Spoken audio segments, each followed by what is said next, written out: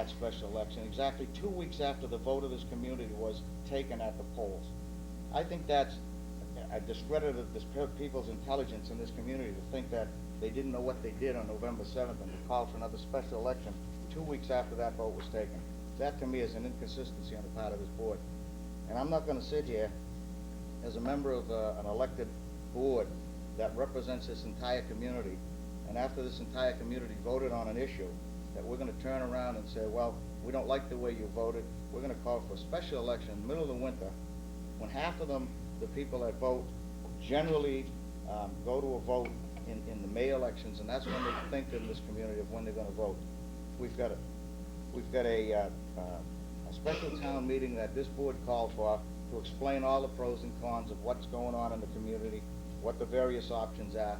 We scheduled that for February 12th so that everybody can be well informed in a timely manner to vote on these issues. And to try to pull this off in the middle of the winter, I don't think it's fair to the community, and I'm going to be non-supportive of this request this morning.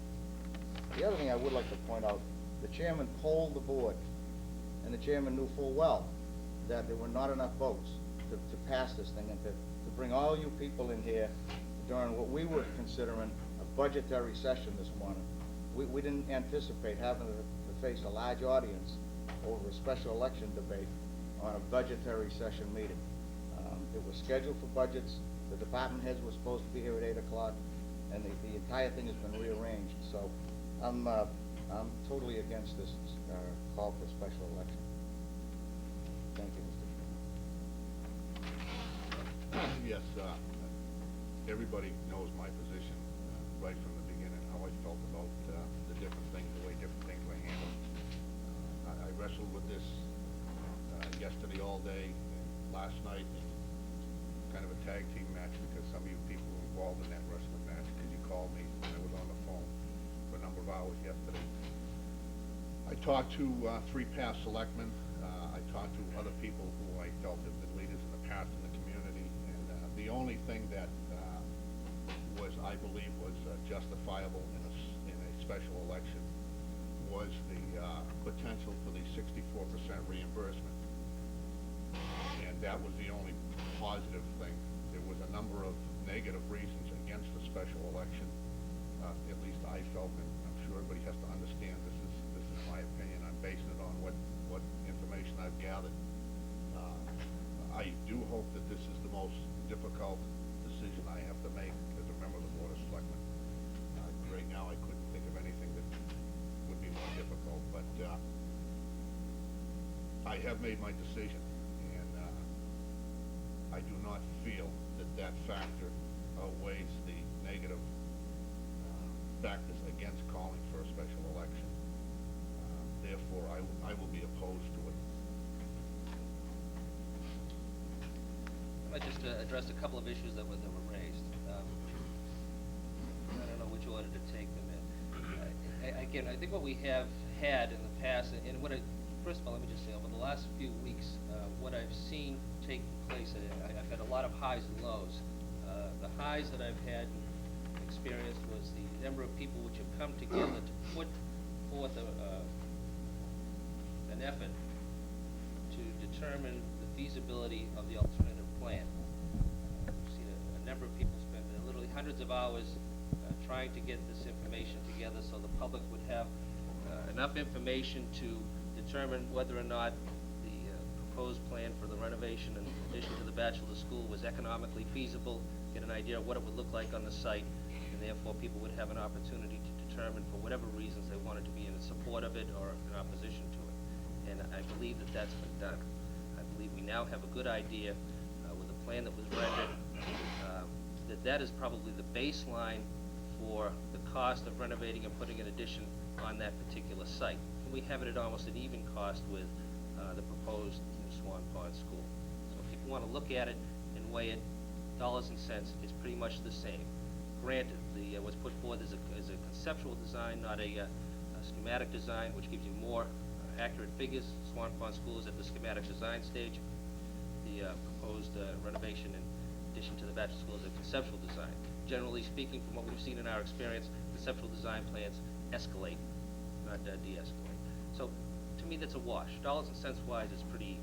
Then you get into the ancillary issues as to what happens, the moving of the kids, how much is that gonna cost, what is gonna take place, how displaced are they gonna be, and the effects of that, and the dollars and cents associated with that.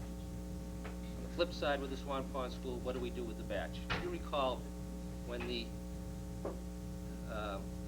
Swan Pond School stood alone for special election, we did a survey after that election, and that resulted in the formation of FUMP, because the single most heard criticism that was levied against the proposal was that you don't have a master plan or an overall scheme of things as to what you're going to be proposing to us going forward. We know there's other things out there, so get your act together, put together a comprehensive master plan as to what's going to be proposed, and also what are you going to do with the bachelor school.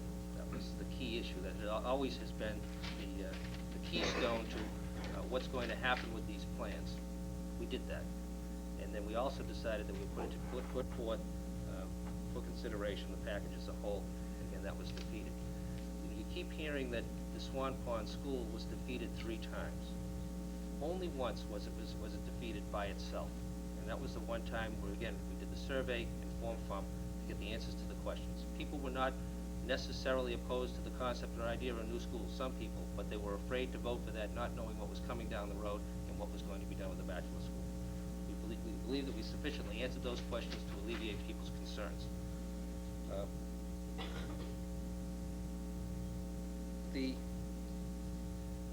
I did, as Mr. Smith pointed out, right after the election, call for a special town meeting, a special election, so that we can consider the Swan Pond School by itself again. The FUMP proposal secured 45% of all those people that voted, which is an inordinate number of people, extraordinary number of people. That whole proposal, which is over $40 million, secured 45% of the people in this community. While that is a minority, again, I'm a firm believer and a student of government. Democracy is governance by the majority with due consideration to the minority. And what we're looking for here is some consideration for a proposal that was put forth, breaking it up in pieces so that I'm not going to sit here and try and determine what everybody has decided and why they voted against it. I know what I'm hearing in the community. There's a whole host of reasons as to why that 55% majority voted against that proposal. But what I do know is that there's a base of support of 45% of this community that was in favor of the whole proposal, including the Swan Pond School. We have some immediate needs here in relation to the school population and the police department. And we were looking to break that up so that we could address them individually and get it moving on. Again, I called members of the school committee, school building committee, the board, and this board here back in November after the election results came in, and said, let's get going now. Let's not just wait. Let's exercise some leadership. Simultaneously, we had some public interest groups formulating within the community to do just the same thing. I felt it was important for this board to take a leadership role in determining what the timetable was going to be and how we were going to address these issues, rather than having it be driven by community activist groups. It should be centralized here in this department, in this office, with this board. And we determined that. We started to do that, and it's been a good thing. Those have been the highs. The lows in what I've seen the last couple of weeks is the discussion deteriorate to character assassination, finger pointing,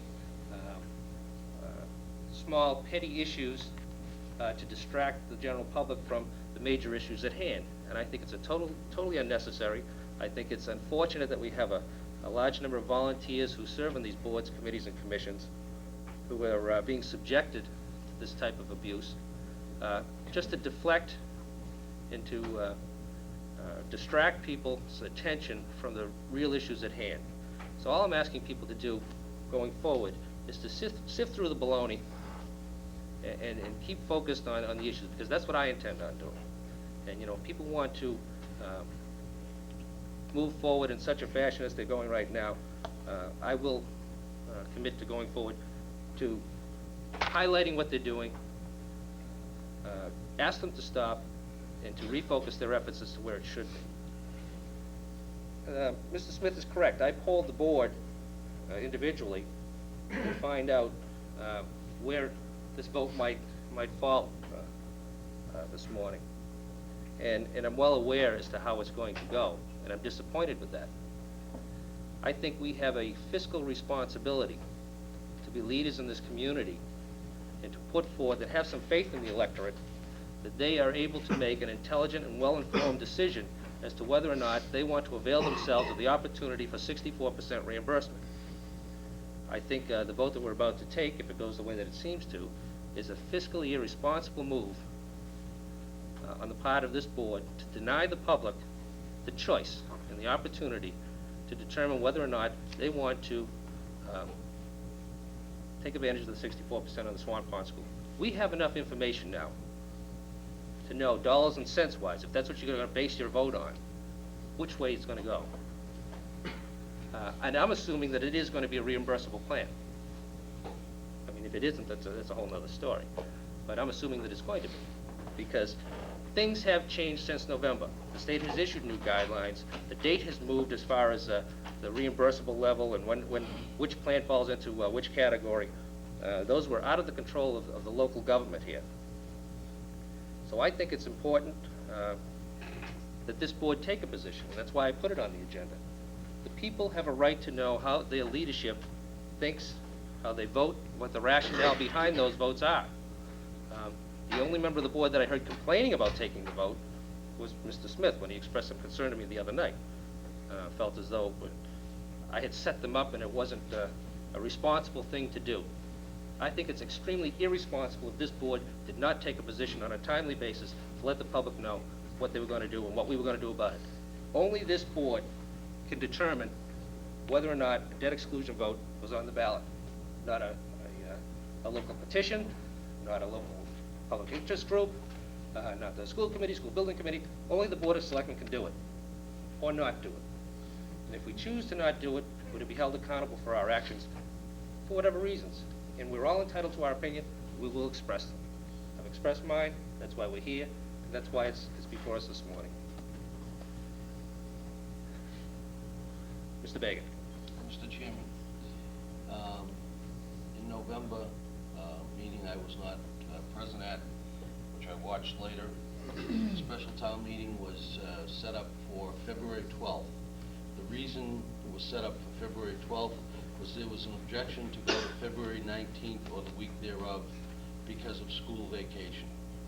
I look at the special town special election as not giving a lot of the citizens the opportunity to come out and vote.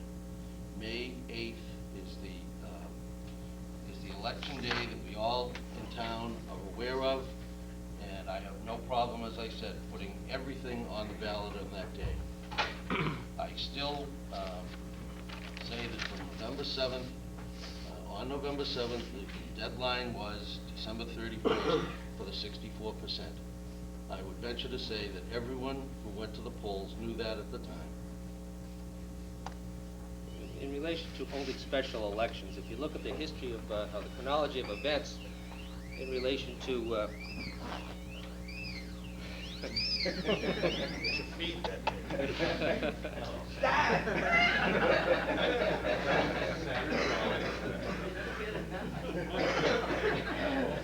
you know, it's interesting that the argument that's being used, part of the arguments that are being used not to have this election, again, this is aside from the 64% reimbursement question, is that, you know, people aren't used to voting in special elections and they're used to voting in regular elections. You know, 3 out of the 4 times that we went forth for debt exclusion votes, and again, and that was this board, and many of us were sitting here at different times over that time period, were all at special elections. I mean, if you're going to focus people's attention on something, that's one way to do it. And that's aside from the fact that we had pressing timetables. We have a more pressing timetable right now as to whether or not you people want to leave $1.25 million on the table plus interest and not give the people that opportunity because you think you know better and you're afraid to give them a choice, you know, or just say, forget about it.